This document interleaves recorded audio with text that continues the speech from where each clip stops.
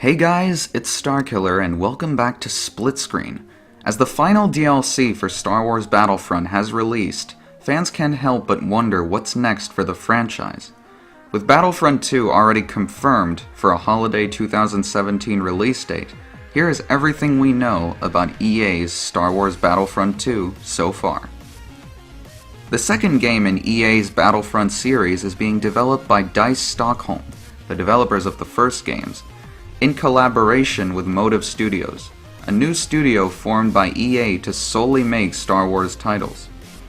While we don't have many concrete statements on this game so far, the developers have teased a lot of features and dropped hints across the last couple of months. As we know, 2015's Battlefront was heavily criticized for not having a single-player campaign, and the developers are painfully aware of this. When interviewed in a podcast, one of EA's developers, Justin McCulley, said the following: "The focus of the first game was to nail the core multiplayer experience of what DICE does great. That was the strategy of that title. And now as we expand in the universe, we have a better sense of what characters are coming into play, what stories we can tell, what stories are maybe being told in a film versus a game, and where we've really ramped up the interaction with the Lucasfilm story group to bring those games to market. We heard the fans loud and clear that the multiplayer was great, but it wasn't enough, and they wanted that complete package. So the team has been very focused on delivering that single-player element. We also know that Battlefront 2 will not be getting a Conquest mode. Conquest was the main mode for Pandemic's Battlefront games of 10 years ago, but EA has chosen not to implement it so as to not make it too similar to its Battlefield series, which heavily relies on its Conquest mode. In a Twitter exchange, a fan asked one of EA DICE's developers about Conquest, and was met with a reply from DICE's lead designer, Dennis Branval, saying the following: "I don't think we'll go that far into our other franchises, but there's things to be learned from both." The co-developers of Battlefront 2, Motive Studios, recently released a video to talk about what their studio is all about.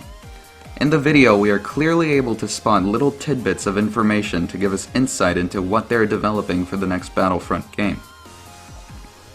We can see this picture on a monitor showing a door being designed.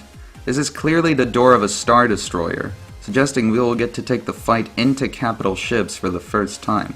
This is further evidenced by this screenshot showing what looks to be the bridge and command center of a Star Destroyer.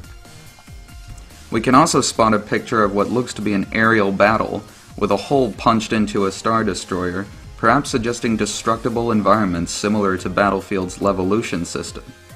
We can also see a TIE fighter in the background. It's clearly a First Order TIE fighter from Episode 7, as evidenced by its silver wings. There also seems to be a rebel soldier grappling into the breach. This next screenshot shows concept of the animation for a rebel entering an X-Wing fighter.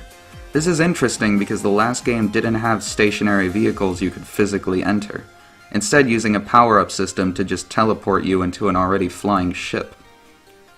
In this next screenshot, we can see what looks to be a new planet, possibly from Episode 8.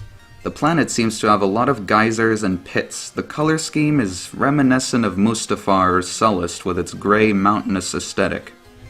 We can surely expect an official trailer and announcement for this game around mid-April at Star Wars Celebration 2017 in Orlando. That's all we know so far about Battlefront 2, so stay tuned to Split Screen for more updates on the latest and greatest games, and all things Battlefront.